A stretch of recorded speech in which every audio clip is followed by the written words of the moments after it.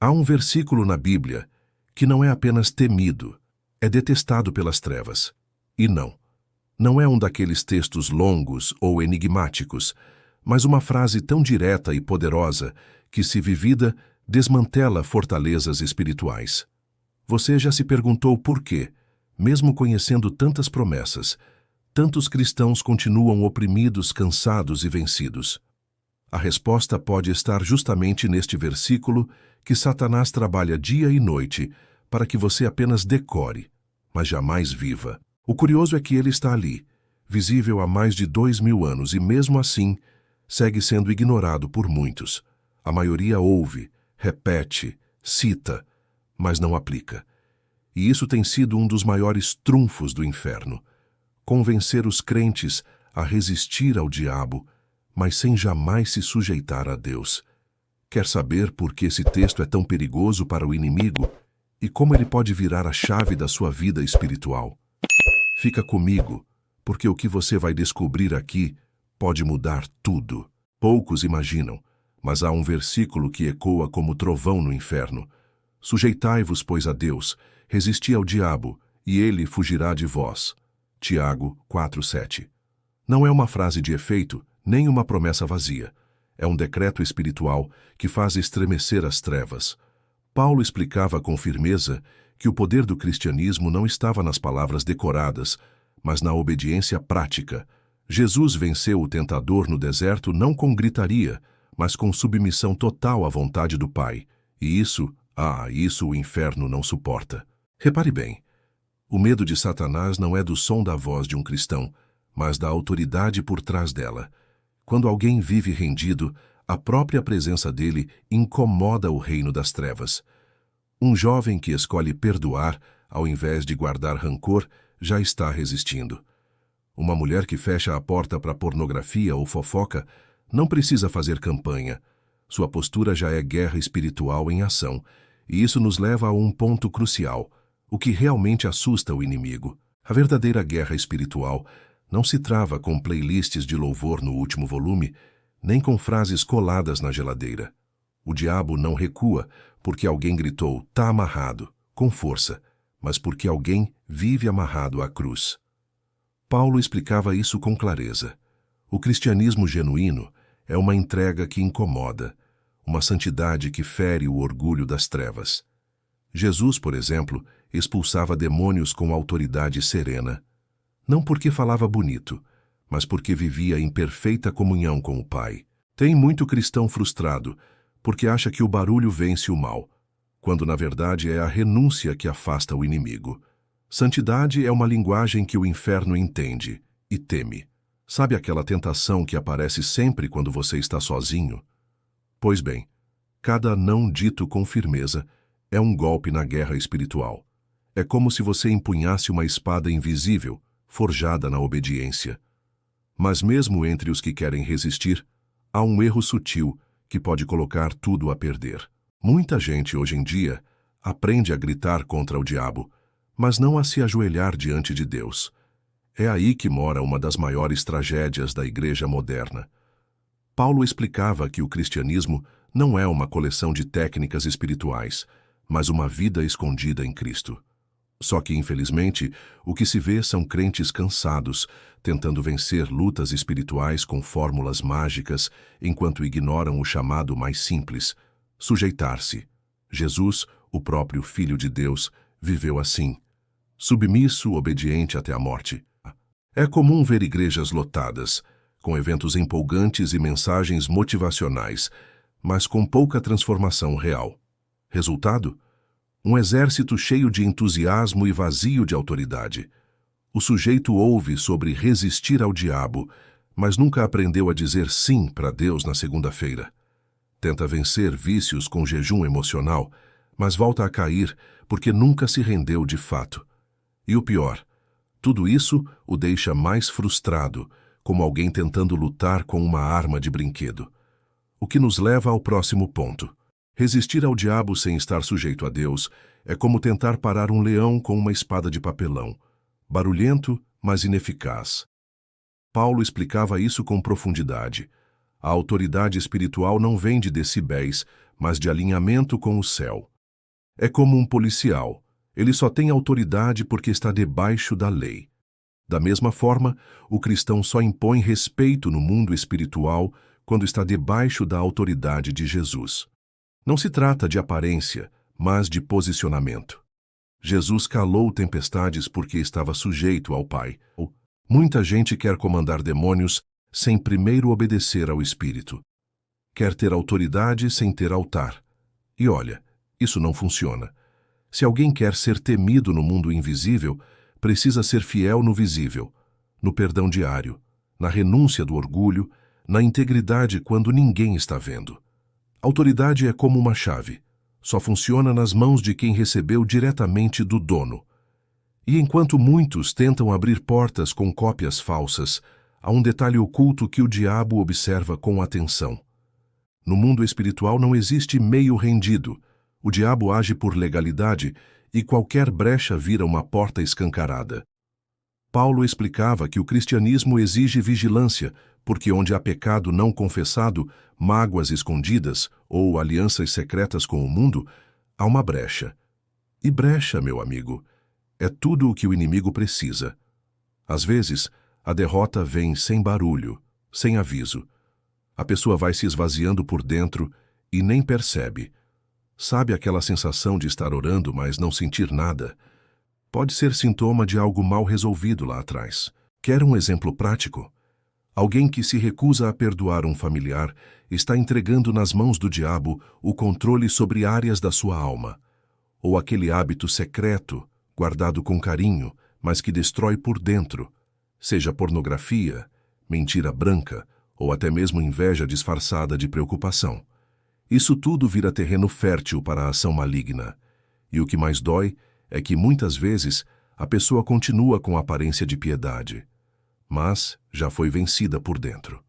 É por isso que, mais do que gritar, precisamos construir uma muralha que o inimigo jamais consiga ultrapassar. Santidade não é só uma escolha moral, é uma fortaleza espiritual. Charles Spurgeon dizia que a santidade é a muralha que o inimigo não consegue atravessar. E isso não é poesia, é estratégia celestial. Paulo explicava que o cristianismo não é uma vida perfeita, mas uma vida separada. Quando Jesus se afastava para orar sozinho, ele não estava apenas buscando o Pai. Ele estava construindo essa muralha invisível que o mantinha blindado no meio do caos. Santidade, portanto, é mais do que evitar pecado. É amar a presença de Deus acima de tudo. Muitos querem autoridade, mas fogem da consagração. Desejam o fogo do céu, mas com a lenha molhada da rebeldia. Querem unção, mas não querem renúncia. É como tentar acender uma fogueira com gelo. A entrega total é o combustível que faz o espírito arder. Um cristão que vive em santidade se torna literalmente perigoso para o inferno. E não se trata de uma perfeição inalcançável, mas de um coração inteiro no altar. E é aí que entra um segredo poderoso que muitos conhecem, mas poucos vivem de verdade. O sangue de Jesus é poderoso, mas não é um amuleto. Ele sela o que foi entregue, não o que está escondido. Paulo explicava isso com clareza. O cristianismo não é uma formalidade religiosa, é uma aliança de entrega. É como um contrato. Só tem valor se as cláusulas forem aceitas de verdade. Jesus não morreu para que continuemos vivendo do nosso jeito, mas para nos comprar por inteiro. Então não adianta declarar, "Tô coberto pelo sangue", se o coração continua em rebelião. O selo só é válido quando a entrega é genuína. Imagina tentar lacrar uma caixa que nunca foi fechada. Não tem como. O sangue sela sim, mas só o que está no altar. Um cristão que se entrega a Jesus com sinceridade carrega uma marca espiritual que até os demônios reconhecem. E essa marca não é visível aos olhos humanos, mas no mundo espiritual ela brilha como fogo. O diabo não teme quem conhece a teoria, mas quem vive a verdade. E é por isso que manter essa entrega viva é tão essencial, especialmente quando o fogo parece começar a apagar. O problema não é começar no altar, é permanecer nele. Deus só consome o que está no altar, não o que está perto, não o que está olhando, mas o que está deitado ali, rendido. Paulo explicava que o cristianismo verdadeiro exige constância, não apenas empolgação. Tem muita gente que começou bem, mas foi apagando com o tempo. Sabe aquela chama que ardeu forte no início da conversão? Pois é. Ela apaga quando o coração desce do altar. E o Espírito Santo, quando entristecido, não briga. Ele simplesmente se afasta. É como um fogo em acampamento. Se não colocar lenha todos os dias, uma hora ele morre. A lenha, nesse caso, é a rendição diária.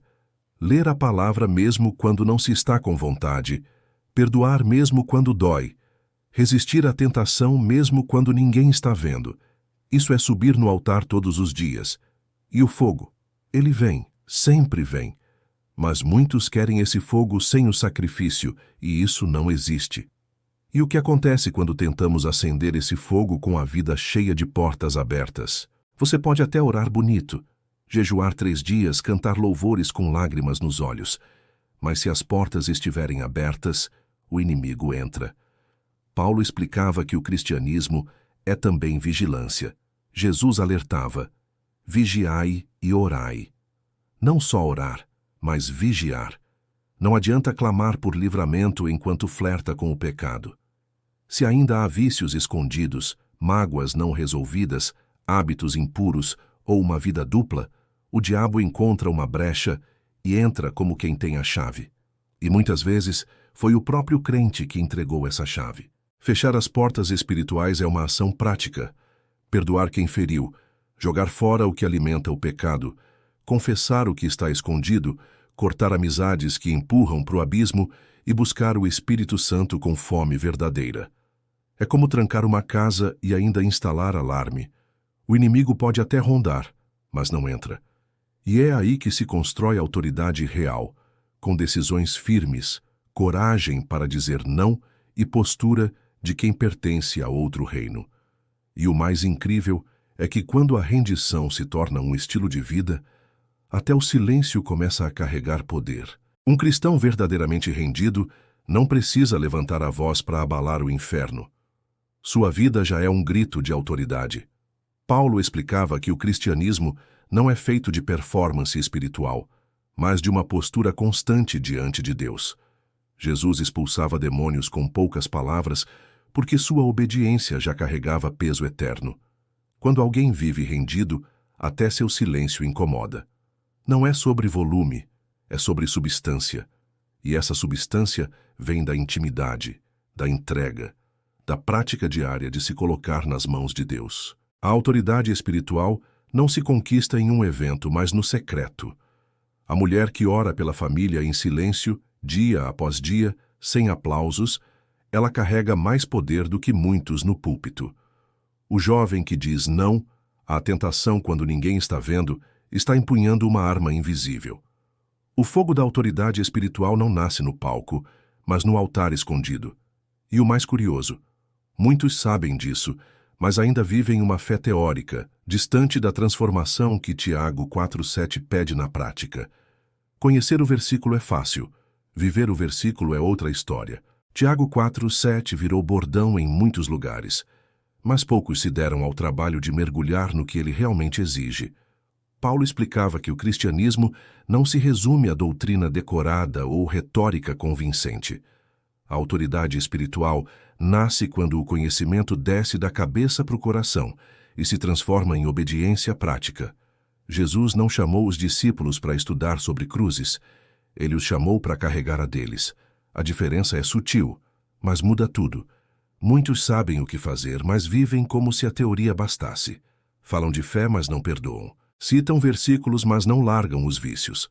Cantam sobre entrega, mas continuam no controle. É uma espiritualidade de vitrine, bonita por fora e vazia por dentro.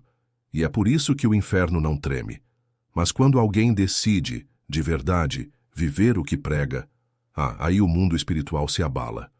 E essa decisão começa todos os dias, no secreto, no ordinário, na escolha consciente de se sujeitar ao rei, mesmo quando ninguém está olhando. Agora me diz, depois de tudo isso dá mesmo para continuar vivendo um cristianismo só de palavras?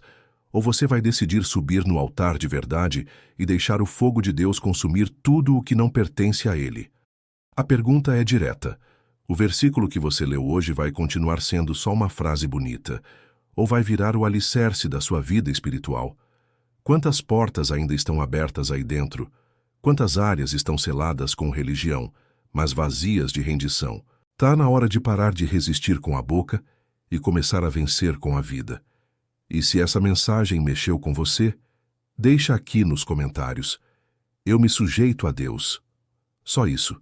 Escreve como um ato de fé.